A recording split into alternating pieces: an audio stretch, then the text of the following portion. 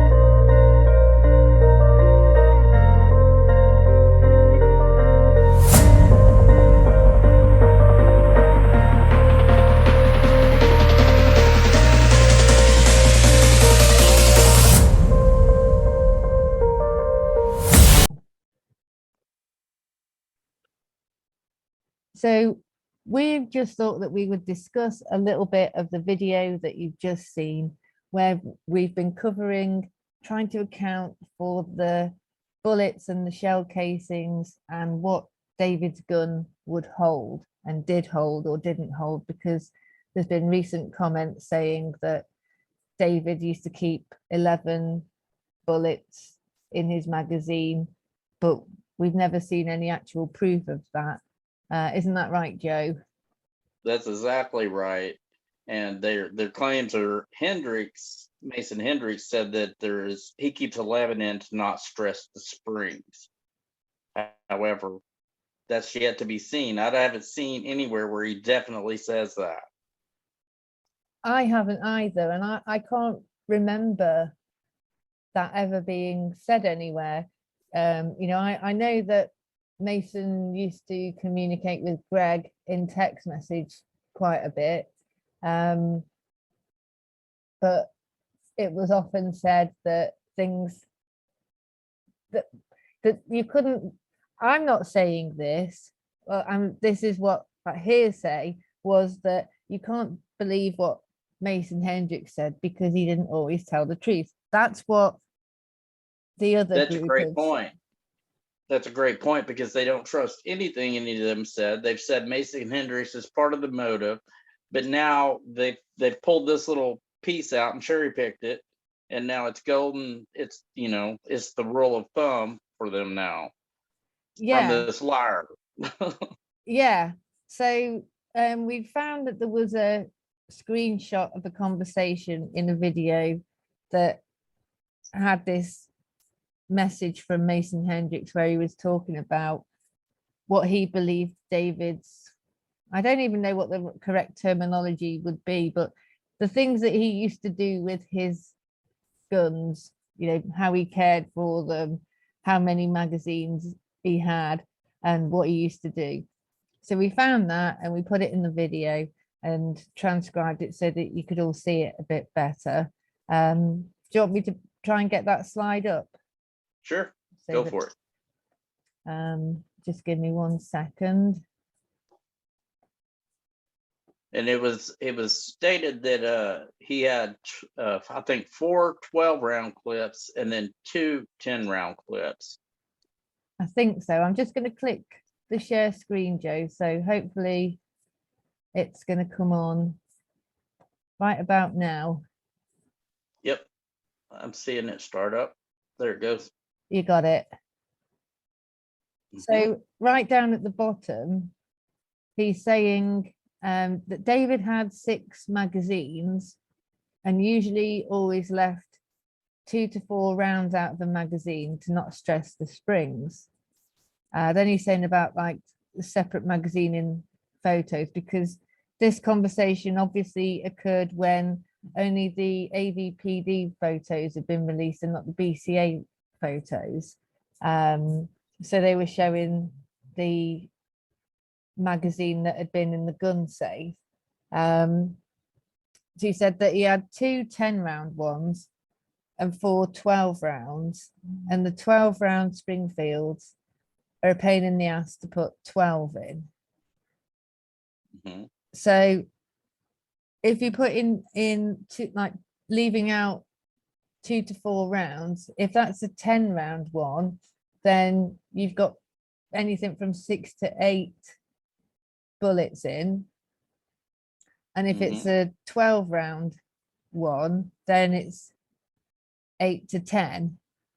But there's nothing there that says David used to put 11 bullets in his magazines. It doesn't say it definitely at all. And that's the thing, though. If you're going to unalive yourself, why would you care about stressing the springs? You know you're not going to use that clip again. Exactly. You know, and if you're not going to want to mess around halfway through doing something, going and possibly needing to get more, so why would you not fill it to its full capacity? Right. That's exactly right, because you know things can happen. You can, it's hard to say, but if you shot someone and they didn't immediately die, you would want to make sure you had enough ammunition to finish Yeah, and not make them suffer, especially someone you love.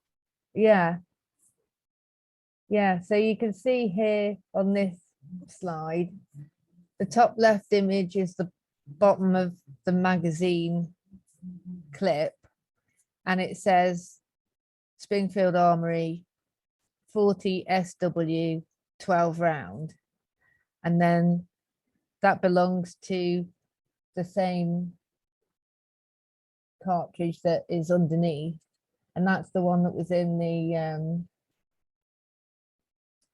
gun safe. And then Right. the picture that's on, obviously the two that are on the table with the blood splatter on, or blood marks and fingerprint marks, that's obviously the one that was in the gun at the crime scene. I know Right. it's a little bit harder to read with that dark writing, so it's I'm glad that you pointed it out to me Yeah. in the video. So if you look on the back of that, does that show? Can you actually tell how many bullets are left in that clip? Well, let me just scroll down to here where I zoomed in. Is that the picture? Oh yeah, I see. Now, So it looks like there's go on, on sorry. the number 4 where there would be 4. It looks like there's something behind it, but the 5 looks like it might be hollow. I We should send agree. that. I think we should send that off to an expert and get confirmation on it. Good thinking, definitely. Because we've had contact with Springfield before, so I'm sure that they'll be quite happy to answer another email.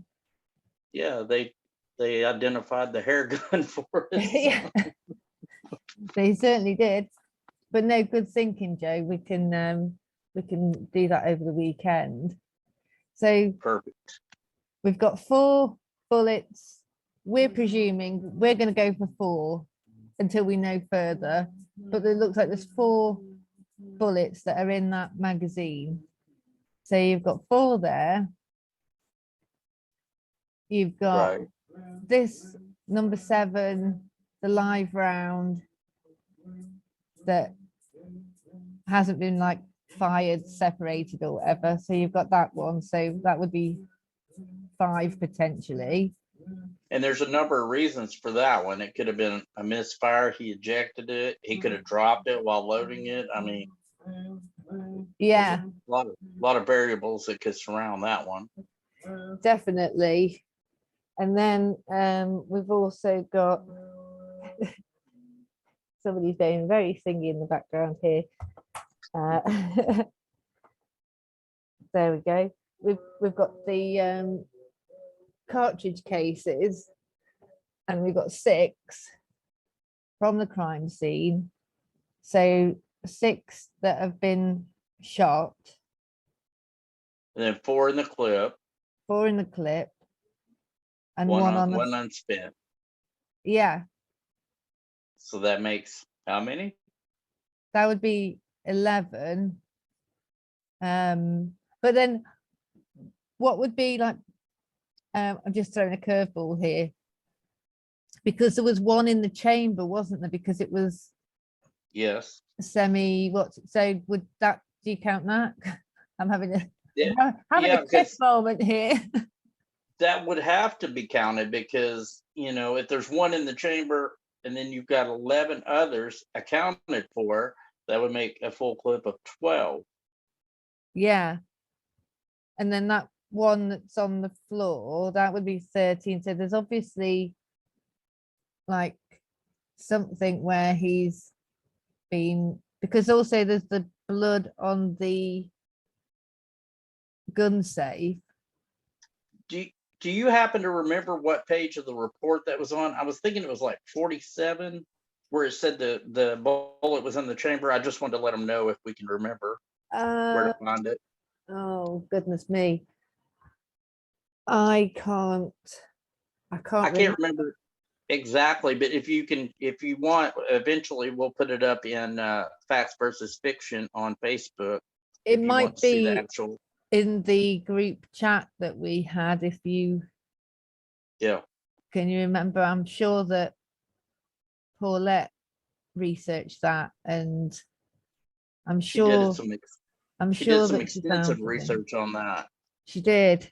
And I'm 95% sure that she found something that said about the bullet. Yeah, it said they removed one from the chamber, and I was thinking it was page 47. I will have to check on that, and I'll put it up in the Crowley Yeah. Case Facts versus Fiction on Facebook. I mean, I don't That way even, everybody can see it.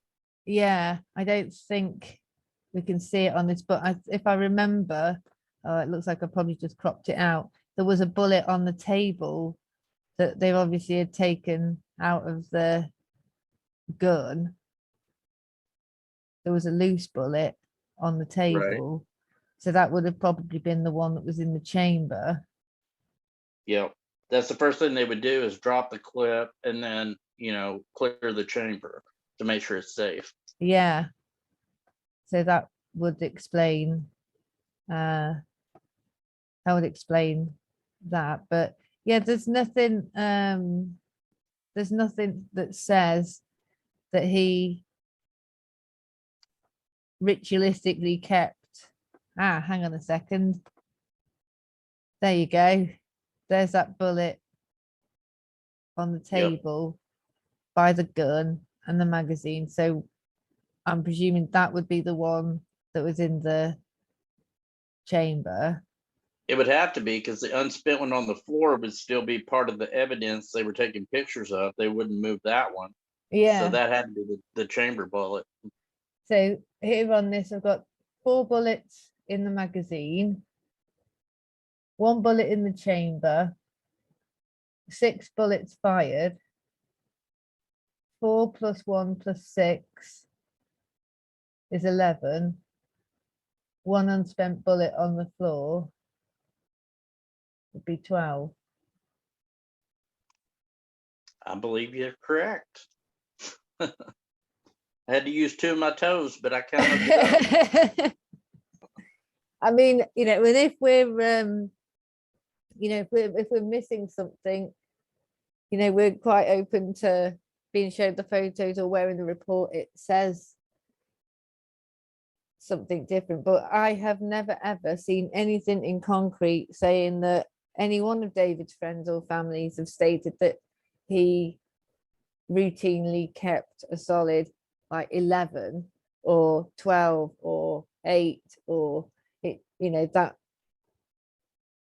the message from Mason Hendricks is just saying that he didn't usually, but that doesn't mean that occasionally, that he wouldn't have it to full capacity. He just wouldn't do it all the time. Yeah, if it's putting stress on the springs, then maybe he just took 1 out or 2 out, or whatever he said, 2 or 4, I think, and to store it, so it didn't put stress on the springs. That doesn't mean he only kept 11 in when he was shooting it. He may have had a full clip when he was shooting it. I agree. It, and what's it going to solve anyway? What does it prove? All it proves is that he might have had a full clip. But I know it proves nothing. And they've also said Hendricks is a liar. He has motive to kill David. But now this one thing is, it's the gospel truth. It makes no sense. You can't just cherry pick from a liar what you want to believe, or who you believe is a liar. Good point. I mean, it's the same with the photos and everything. 1 minute it's look at this photo and look at this photo because this proves this and that. But then the next presentation that they're doing, excuse me, they're saying that you can't trust these photos because they've all been manipulated and the data's been changed and all this other nonsense. So it just depends on what day of the week and time of the month what their opinion is, because sometimes it's look at this for evidence, and other times it's you can't rely on this as being worthy of evidence because everything's tampered with. Right. And if you're taking an objective look at the case, you know, take in both sides, all variables, everything, and decide what fits where. You don't pick and choose, well, I don't believe anything this guy says, but this one thing he says fits what I need. So I'm going to pull that, and the rest of it's going to be lies. It doesn't work that way. No, Not in reality. well, no. And, you know, there's been plenty of videos where everyone has been sort of discredited and said that they're lying and that they've got motive and that they're a shitty friend and no friend and user and all the rest of it.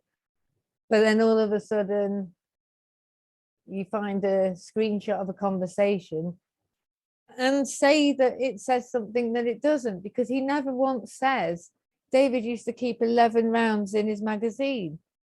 Not once does it say that. It says that he didn't usually keep a full clip and he kept anything from 2 to 4 out of it. But then you could then say, well, according to that, he only used to keep 8 in there. But that's not the case. Right. And he also said it was a pain in the ass to load 12. So that could mean, you know, he only puts so many in it to store it so it doesn't stress the springs, but he gets a full clip when he goes to the shooting range or whatever, you know, so he doesn't have to keep loading. Exactly. Doesn't mean that's, you know, that doesn't mean that he only keeps that many always. Exactly. You know, it's ridiculous really when it's trying to twist people's words and make situations fit, and to try and say that what does it prove?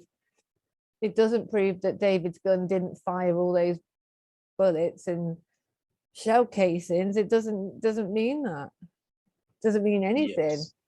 It's just a distraction to take you down, wasting your time looking at stuff and confusing you and taking you away from actually seeing solid facts. And the solid fact is no one can say for definite what David used to do with his guns, how he used to keep them, how many he used to keep in, how many he used to keep in on certain days or weeks or whatever, depending on what he had planned and where he was going. Nobody really knows, you know. That's exactly right. And when Mason Hendricks was having that conversation, he thought he was talking to an understanding person who was generally interested. He didn't think he was going to be interrogated by a bunch of armchair detectives for the next 7 or 8, 10, 20 years. And that's why he won't talk anymore to them, because everything gets twisted.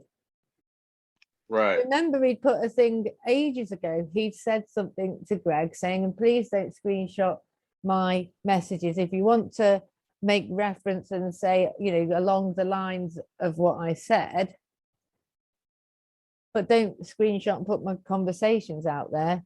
And Greg agreed to him and still did exactly the same thing. And it's those tactics that have made it so that people don't want to talk to people, because it's just underhand. Well, they've done the same thing with the AVPD stuff that Tony Floyd released. The stuff we said we'd never release.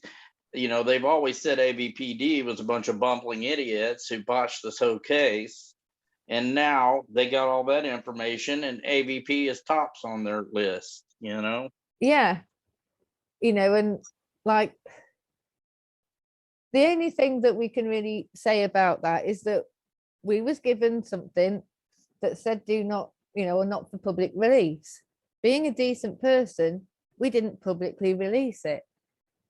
And then the next thing is that we trusted someone, they betrayed that trust, they gave it to the Justice Group and Tony Floyd uploaded it all over the internet. We didn't. It's never been put in our Facebook group. It's never been put anywhere. It was shared privately and told not to put it out there because it said not for public release. So we weren't going to publicly release it, and we didn't publicly release it. Just like when BCA or the BCA file got released and it had a picture of the bodies in that shouldn't have been in it, a decent person wouldn't have put that out there. But because we're talking of not decent people, they put it out there and it was all out there for the world to see. But if you put in a FOIA for that document, that photo has been redacted because it shouldn't have been released. So accidents happen and mistakes have been made over the past, just like that letter that they harp on about, but it says that the journal will never be released, but you've already got that journal in your hand. So it's not, you know. It's, yeah, and at the end of the day, why would we fake a document to put in a file we never intended to release? It makes no sense. Exactly. You know, it's underhand. You know, it's pointless and it would be underhand, and we have no need to mislead anyone with anything being faked or anything. Yeah. So and it's just silly tit for tat nonsense. Yeah, it doesn't really bother us, you know, they can do their petitions and whatever. We're not shook about it at all. Well, exactly. And the only thing that I can say to anybody is if you want to find out anything about it, I'd suggest you contact AVPD, because it doesn't matter what we say, we're always called the liars. So no one will believe what we say. So ask Apple Valley, but nobody's like emailed me or knocked on my door, and no one's had any contact from anybody. No one's being investigated. It's one of those. We kind of know what's going on. AVPD know what's going on, and they've seized the moment to take full advantage so that they don't have to deal with this nonsense anymore and not release anything. So it kind of all fell on Apple Valley's lap when whoever it was went making false accusations to them, because they seized the moment and went, right, now we won't have to deal with it. I think what's happened is we've discredited all their fake experts and fabricated evidence for so many years. They saw this one opportunity and now they can't follow through because it's not real. Exactly. So whatever.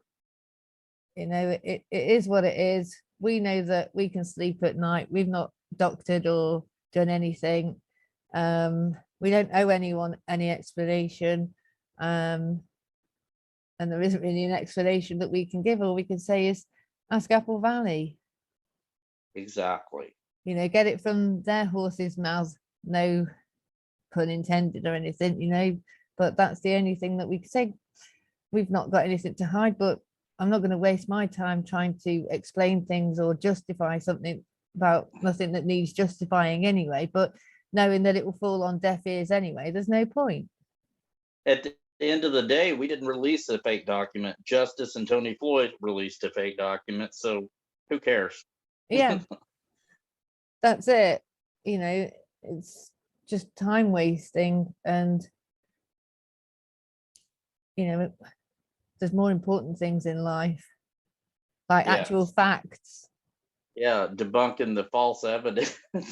Exactly. You know, I mean, the text messages, you know, from David to Chris Peck, according to certain people, that's fake. You know, that gun picture that we had for years, but we again did the decent thing and didn't put the bodies out on display because it's not some kind of circus free for all. We showed the gun in situ on the floor by David. That's enough. But no, all the allegations of we faked that, that's pixelated, this is that's a Glock, that's a hair gun. So it doesn't matter what we do, it will always be the easiest excuses to go, that's fake.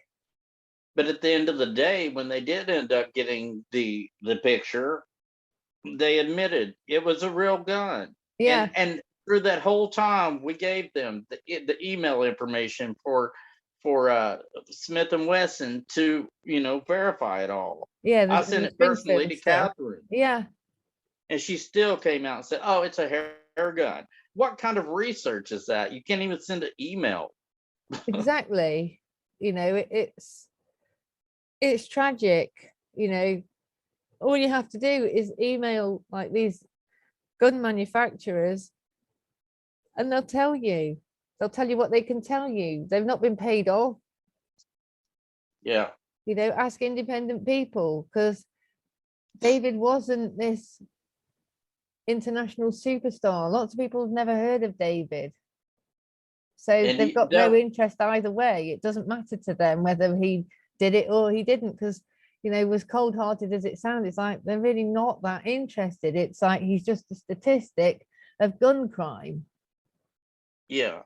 And Tony Floyd releasing that information, though it should have never been released because it was a lot of personal information, it absolutely proved everything we've been saying for 7 years now. Yeah, it's not So, the I mean, writings of an emotionally stable person. yeah. And, you know, you can try and defend his writing, but you're defending the indefensible. It is not normal. It's not healthy. And it's not just Yeah. somebody being slightly annoyed with their child. And you know, in the documentary, Dan Hennon states that David had no sign of PTSD. There's no record of it. But in David's own writing in his journal that they released, says he does have PTSD. Yeah, He admits it. yeah, completely. So you can see who's making it up. It's pretty, you know, clear and concise. It certainly is. But I think on that note, we should tie it all up and move on to our next project, because we've got plenty coming. And Absolutely. you know, there's nothing more to really say on it. So I will. One more thing. Oh yeah. One thing I just wanted to give Paulette Nab Brown credit for her research, because a lot of this came from her for this video. Yes, she's been an absolute godsend. Oh yes. And we're lucky to have her, and we appreciate her. So thank you, Paulette. You're a star. You're the best. And I will end it now, but we will keep a lookout on the Facts versus Fiction group and YouTube channel. Check out Deep State Granny, check out the Grey State Truth, and we will see you all soon. Bye.